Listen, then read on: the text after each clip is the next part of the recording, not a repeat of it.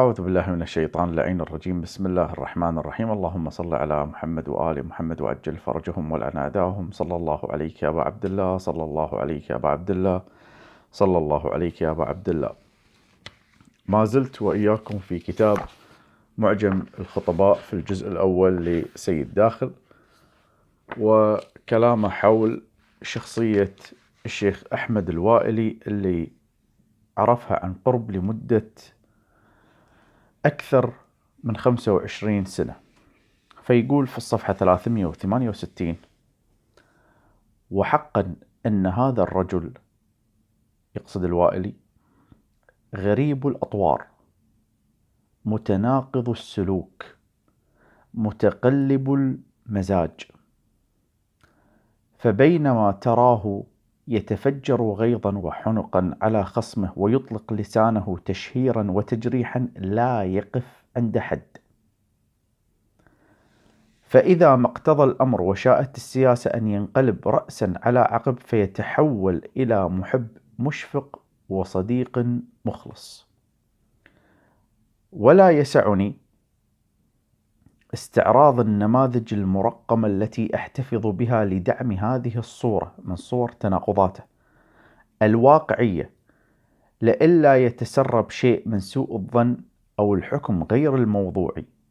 وقد ألزمت نفسي الحياد في بداية الحديث لتكون الدراسة خالصة لوجه الحق والحقيقة، بالرغم من جرحه العميق الذي لا يندمل ومحاربته العلنية على إثر جفوة طارئة كاشفته فيها. إذن حرب علنية أعلنها الوائلي على سيد داخل. ليش؟ على مصارحة، صارحة بشيء كاشفة فيها، كاشفته فيها بالكثير من الحقائق والمزيد من الأرقام دون مجاملة أو ملق. فما كان منه إلا أن استخدم كل ما يملك من نفوذ ديني، وهذه مصيبة أن الإنسان يسخر النفوذ الديني له من أجل أن يحارب شخص ضعيف، شخص أضعف منه، وثقل اجتماعي، ورفع بيارق الحرب وقرع طبول المعركة متجاهلا كل التاريخ الذي يربطني به. إخواني العراقيين عندهم كلمة حلوة ساعات، يعني مثلا لما شخص يختلفون وياه يقول هذا ما أقدر أنا يعني أضره ولا شيء من هذا القبيل. ليش؟ يقول تمالحت معه. تمالحت يعني شنو؟ يعني أكلت ملح معه، بيننا ملح، بيننا طعام، بيننا عشرة، يعني دليل كناية على العشرة. أو حتى ساعات إحنا نقول بيننا خبز وعيش أو عيش وملح، حسب يعني كل دولة يعني لهجات. خبز وعيش، عيش اللي هو الرز نسميه عيش، بعض الدول يسمونه خبز عشان لا أحد يقول لا هي نفس الشيء. أو عيش وملح نقول بيننا وبينه. وتتخلص مشكلتي معه بتراكم المزيد من التجاوزات وعدم مراعاة الحقوق الطبيعية والإقدام على بعض تصرفات التحدي والاستفزاز لحد النيل من كرامتي، ثم الإعراض والجفاء دون مبالاة أو اكتراث بالأصول والحقوق. إذا كان هذا معمم وخطيب ويفعل هكذا بمعمم وخطيب، فشو ممكن يسوون بعوام الناس؟ وحصل ما حرك الساكن وقدح الزناد، فكتبت له رسالة واضحة وصريحة ومرقمة أحصيت فيها كل المؤاخذات المؤلمة. يعني الرجل يهمه أن تستمر العلاقة، مو يقول لك يعني أن المؤمن مرآة أخيه المؤمن. فكتب له يبا في بيني وبينك كيت كيت كيت كيت كيت، وهذه ما الوائل يعتذر ولا شيء، لا، فوق هذا حارب سيد داخل. ورسمت له كل عمل سلبي مارسه معي ومع غيري. فمعناته أنه مو بس سيد داخل اللي متأثر منه، إنما حتى معممين ثانيين، وأكيد نفس الكار اللي هو كار الخطابة. وما إن اطلع على تلك الرسالة الساخنة التي كتبتها ورقابة الله في أعماق ضميري، وإنني لم أفتري عليه حرفا واحدا فيها حتى توترت أعصابه وانتفخت أوداجه غيظا وحنقا، فكتب الكتائب وعقد الألوية حرب، وأضرم نيران الحرب الضروس بما أوتي من براعة ونفوذ، وساندته حفنة من المتصيدين بالماء العكر. اكو ناس مع الخيلية شقرة الفانز على طول، يلا البيك فانز ذيلا، هي يلا فلان مو زين، كلنا هي فلان مو زين. وباركت ظلمه شرذمة من اللصوص والسماسرة، وتزلفت إليه طائفة من أنصاف الرجال. دائما هذيل الناس يكونون أنصاف رجال. بينما وقف الآخرون موقف المتفرج. وهذيل هم خطرين، احنا مع فلان ومع فلان، زين فلان قاعد يطق فلان، شلون لازم لا احنا ما لنا شغل، احنا متفرج، احنا نوقف موقف المتفرج، زينين مع فلان ومع علنتان. حتى اتسع الخرق وتعذر الرتق، فتحكم الشيخ بشبكة علاقاته الاجتماعية، وكثف الاتصالات المشبوهة معها لتجنيدها في معسكره المعتدي، والقيام بحملة واسعة ضد التلميذ من تلامذته المخلصين. ولا تحسبن الله غافلا عما يفعل الظالمون، ولو شئت لألقيت حبلها على غاربها، وسقيت أولها بكأس آخرها، لولا حضور الحاضر ومراعاة أصول الاحترام وما تقتضيه قواعد الصبر والتحمل. بعدين يقول لنا في الصفحة 371 بعد ما ذكر أن في مشكلة بينهم، والمشكلة ما كانت فقط بين سيد داخل والوائلي، إنما الوائلي عنده مشاكل مع آخرين. فيقول سيد داخل يحلل شخصية الوائلي كونه يعرفه عن قرب وعاشره لمدة تزيد عن 25 سنة، وتزول الغرابة في هذا السلوك إذا عرفنا أن الرجل لم تكن علاقته طيبة ومستقرة حتى مع أبيه وولده الأكبر، مو مخلي أحد، مع أبوه، مع ولده، مع الخطباء اللي معاه، مو مخلي أحد. الظاهر بس يضبط علاقاته مع أصحاب الحسينيات. ولعل من أطرف الصور ما نقله الخطيب الشيخ يوسف ديكسون عن ذكرياته القديمة في النجف، أن كان بصحبة والده الشيخ يحيى ديكسون، وكان من زملاء الشيخ حسون الوائلي اللي هو أبو أحمد الوائلي، وله معه صحبة وميانة. هذا شيخ وأبوه شيخ ومع أبو الوائلي، ماشي. وكان من زملاء الشيخ حسون الوائلي وله معه صحبة وميانة. يقول الشيخ يوسف الحين يوسف ديكسون صغير، يقول أنا مع أبوي اللي هو يحيى ديكسون مع حسون الوائلي. يقول الشيخ يوسف لما ارتديت الزي الديني، لمن لبست اللبس الديني، الجبة والعمامة والبشت، قدمني والدي لصديقه الوائلي، أبوي يا ابني أنا ياهل لابس اللبس الديني حق حسون الوائلي، قائلا هذا ولدي الشيخ يوسف قد اعتمر العمامة، لبس عمامة وسلك طريق الخطابة. يقول فوثب الشيخ حسون رحمه الله وقال بمرارة وألم، هذا الشيخ حسون أبو الوائلي، فش قال بمرارة وألم لا خير فيه إن كان كأحمد. إن كان كأحمد منه؟ كأحمد مصطفى؟ لا، يتشرف يكون كأحمد مصطفى. إن كان كأحمد يعني كأحمد حسون الوائلي. فالأبو مقروص من ولده ومسبب له عقدة ان هذا راح خاف يصير نفسه.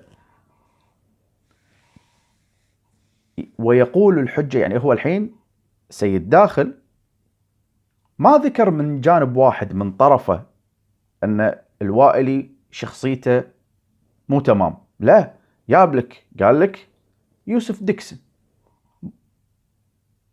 جاب لك واحد ثاني.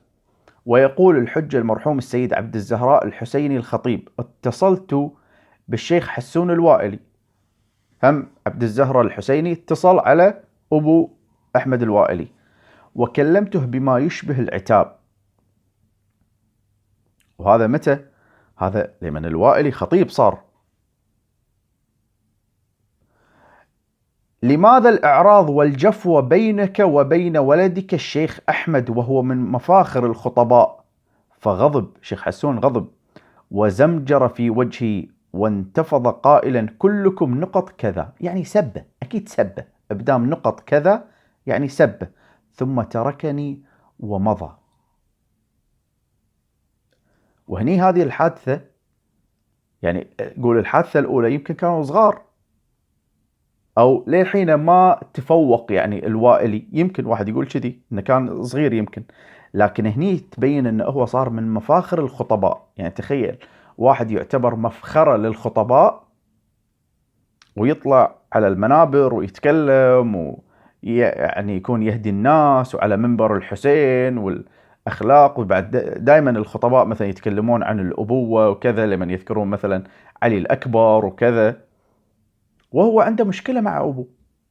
وترى فيه وايد كذي، وايد الحين اكو رجال دين انا اسمعهم، اكون اعرفهم، يعني اللي يطلعون ذيلا يدغدغون مشاعر الحريم، خصوصا لمن يجون الكويت كذي حق الكويتيات، ها، يجون يدغدغون مشاعرهم، يصعد على المنبر مثلا يتكلم الكلام اللي يدغدغ المشاعر هذا، انه مثلا يعني من يقول ان المطلقة كخة، لا عادي يصير واحد عمره يعني اول مرة يتزوج ويتزوج واحدة مطلقة، عشان يعني تعرفون انتم بعدين شو يصير. يعني نفس هالاشكال هذه تلاقي هو في البيت عنده مشاكل، او يتكلم عن احترام المرأة والحياة الزوجية وتلاقيه هو مكفخ زوجته.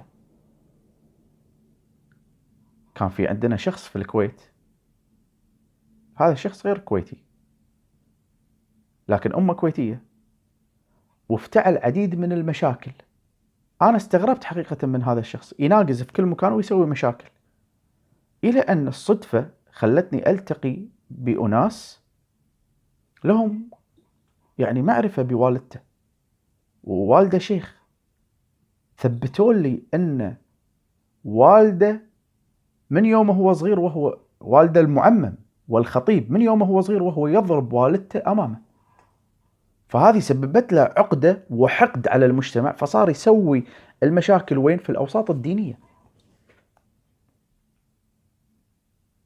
ومعاه مجموعة من الحمير اللي مع كل خنيث يقفزون. بعد يقول: ومن أحدث الشواهد في هذا الصدد ما نقله أحد الأصدقاء المعاصرين. شوف الحين أكثر من شخص قاعد يستدل في سيد داخل. قال: بعد أن توثقت علاقتي مؤخرا بالشيخ أحمد على إثر تزويج ولده سمير وإنجابه طفلا. سمير اللي هو ولد الوائلي الكبير، عشان شي يسمونه أبو سمير. صار عنده ولد يعني حفيد الوائلي، فالمفروض يعني يفرح فيه.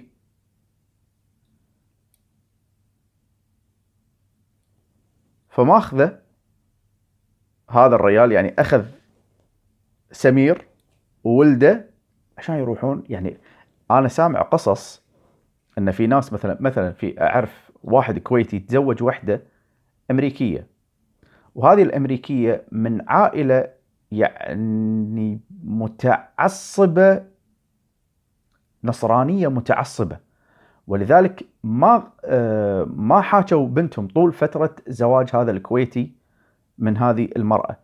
متى حاجوها؟ حاجوها لمن يابت ولد، لمن يابت ولد ترق القلوب شوية. يعني حتى لو الناس مثلا هذه ما نبي ولدنا ياخذها، لكن أخذها متى يرق قلب اليد أبو الزوج يعني أو أمه، لمن يشوفون حفيد. وهذا يعني رجل دين، يعني هذا المفروض رجل دين، يعني المفروض التسامح والأخلاق اللي وجعت راسنا فيها. يعني يطلع يسب الناس على المنبر، نعاج، أدفنكم بالبلاعة، ما أدري شنو، هوشة مع أبوه، هوشة مع ولده، هوشة مع سيد داخل، هوشة مع الآخرين، وبعدين هم يقول لك الطبالة يطبلون. هذه المصيبة.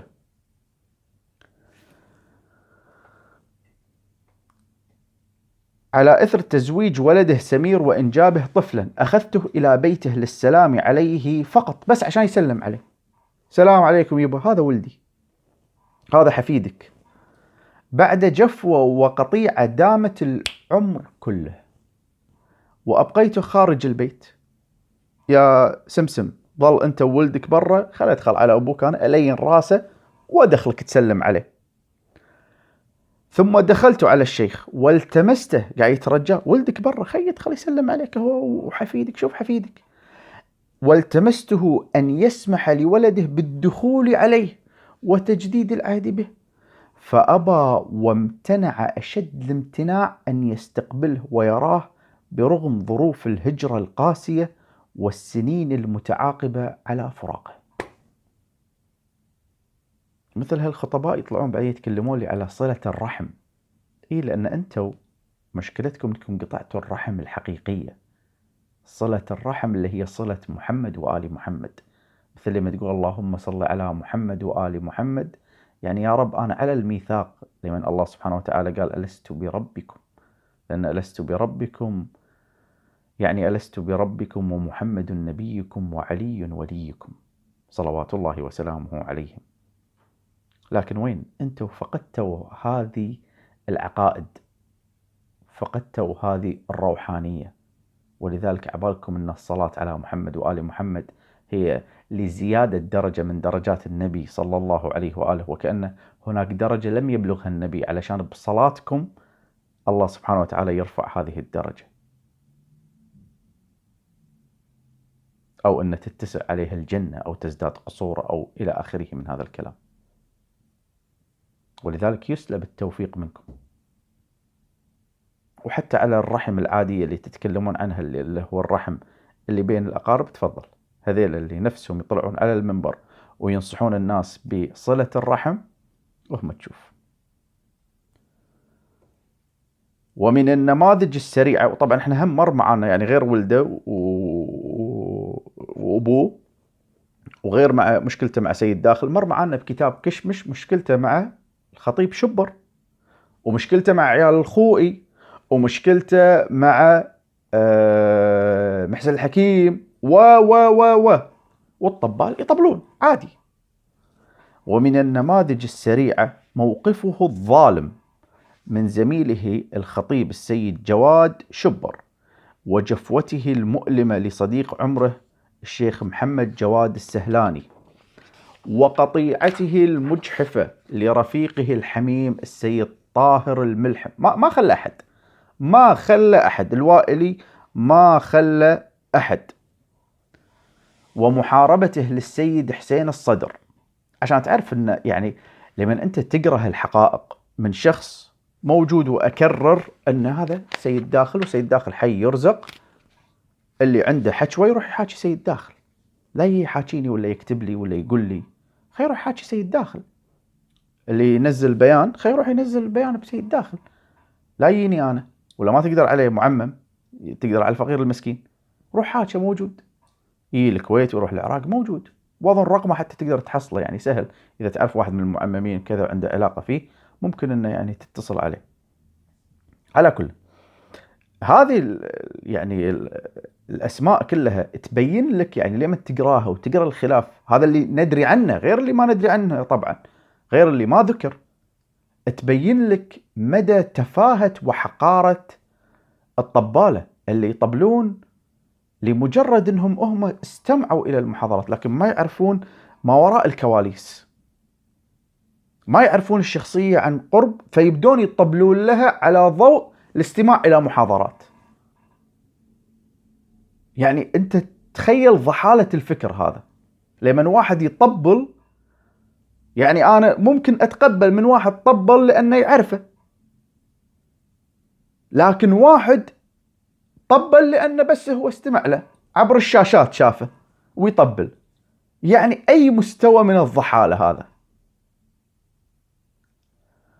وجسارته على الشيخ باقر الناصري، واستخفافه بالشيخ المهاجر، وتشهيره بالسيد الفاضل الميلاني و إلخ من الشواهد المؤسفة. وأنا لا يهمني مسلسل هذه الصور والشواهد وتثبيتها واستعراضها وتتبعها، فإني أحتفظ بالعشرات منها، مو حادثتين، مع كثير من الرموز والأعلام، ولكني أطوي عنها كشحا وأعرض عنها ترفعا، ولست مسؤولا عن تدوين مشاكل الآخرين إلا بمقدار ما يقتضيه سياق البحث. أنا مو هدفي يعني أني أنا أأرخ حق مشكلات الوائلي، مو مسوي بحث أنا عن مشكلات الوائلي مع الناس،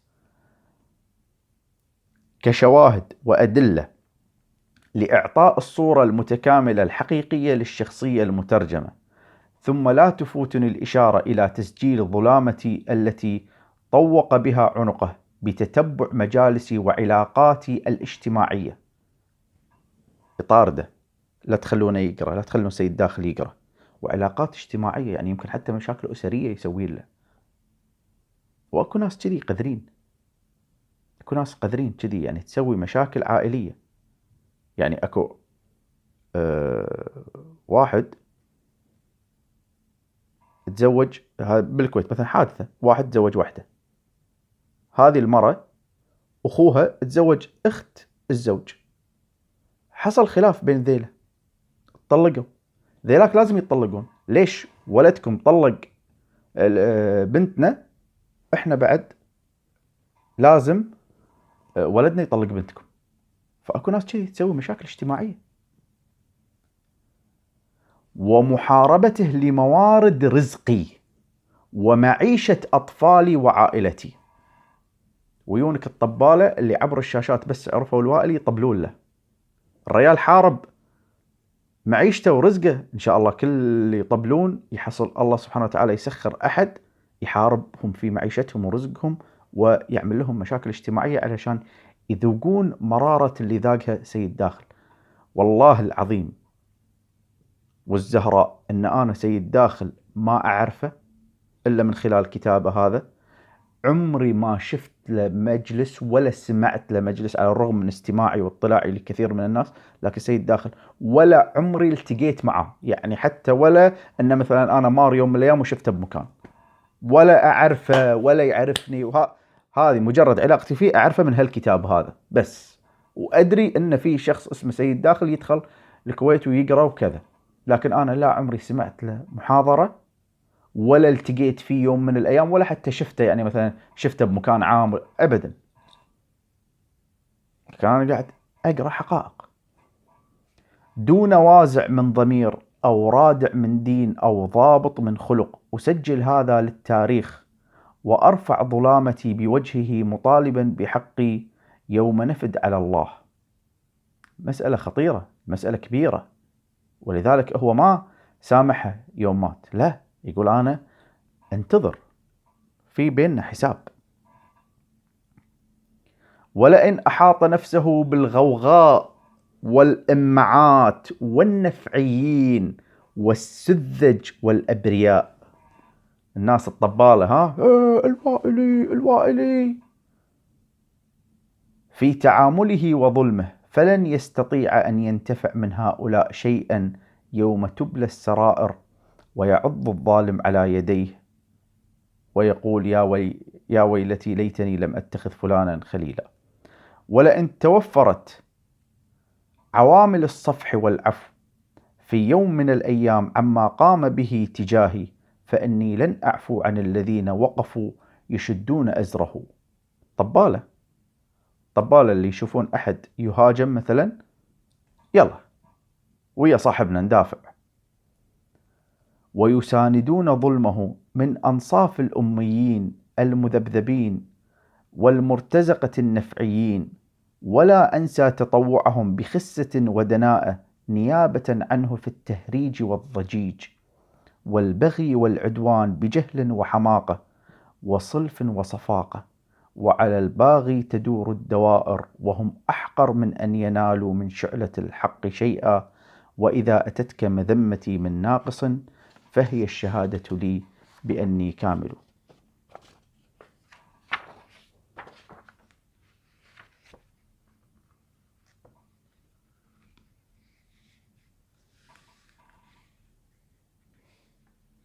وأما الإفراط في الإشادة بشخصية الأستاذ الوائلي والمبالغة في عرض سيرته والغلو بما عنده من خوارق عبر بعض الكتابات المنشورة هنا وهناك من طبالة، فأعتقد أن تلك الأقلام كتبت بطيبة وبراءة متأثرة بشخصيته المنبرية. قلت لك ما يعرفون إلا من خلال الشاشة التي لا غبار عليها، والبعض الآخر واهما بعض الأهداف التجارية التي أفلس عن تحقيقها. تذكرون يوم يقول لنا كشمش عن تقليد الخطباء للوائلي وكذا، واستشهادهم بعضهم مثلا في بنكة رغم أنها مو شغالة، ما كان وقت صيف مثل ما كان الوائلي وإلى آخره. تذكرون اللي متابع السلسلة. فيما بعد فعاد بخفي حنين يجر أذيال الخيبة والندم، بينما البعض الثالث أشاد وعظم ومجد وفخم تزلفا مقيتا وملقا رخيصا.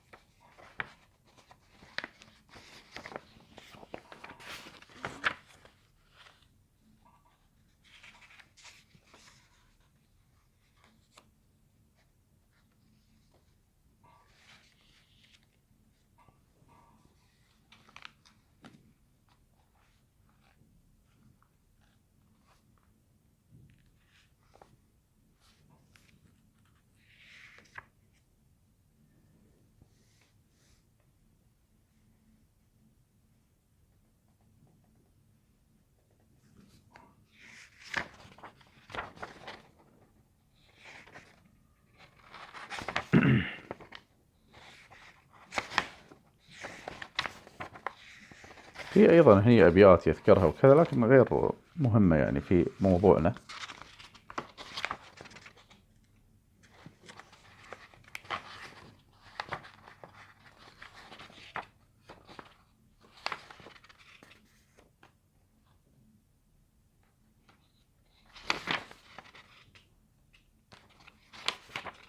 في صور كثيرة هم.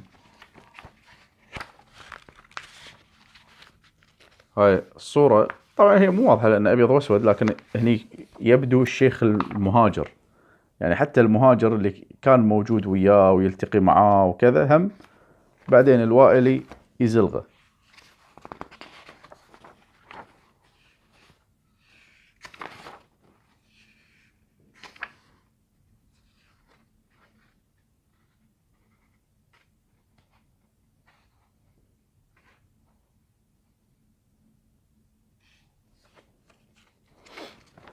من الأمور اللي ياخذها عليه سيد داخل، فيقول في الصفحة 399: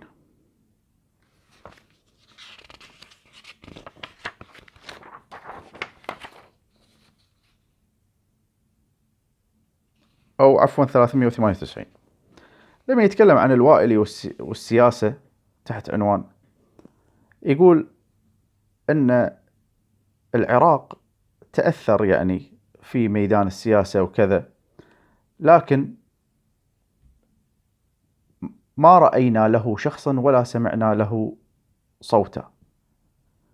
لقد تلاحقت الضربات الموجعة على الشعب المضطهد، ومرت السنون العجاف، وتجرع أهلنا مرارة القهر والإذلال في الداخل والخارج، فلم ينبس ببنت شفة، ولم يسجل له في التاريخ السياسي المعاصر موقف واضح أو معلم بارز من معالم الدفاع والمسؤولية، وهو الرجل القوي المسموع الكلمة المؤثر الشخصية، متذرعا بأنه يعمل على شحن النفوس بطريق غير مباشر من فوق منابره بمنطقة الخليج.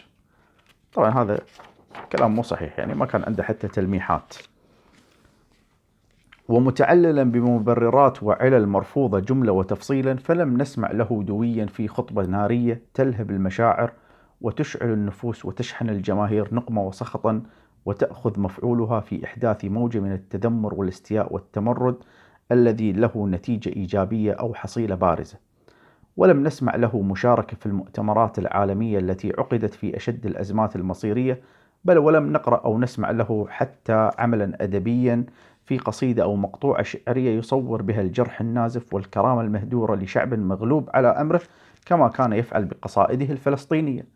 الشيعة كذي مع فلسطين، مع قضاياهم لا. يتفجر الوائلي شعرا وتفاعلا مع سناء محيدلي وزيد الكاظمي وسواهما، ويتجاهل تأبين أعظم شخصية عرفها تاريخ الشهداء المعاصرين، تلك هي شخصية سيد شهداء العصر الإمام الصدر، ومن بعد الخسارة الجسيمة برحيل إمام الثورة الإسلامية السيد الخميني، كل ذلك لم يحرك عند الوائلي شعورا شاعريا مرهفا حساسا، فلم يحرك ساكنا، ولم ينبس ببنت شفة. هذا رأي سيد داخل. طبعا الوائلي تزوج 3: أم سمير، الزواج الثاني من العلوية أم ابنة السيد محمد حسين السيد عيسى الطالقاني، الزواج الثالث من بنت المرحوم الشيخ جعفر العتابي.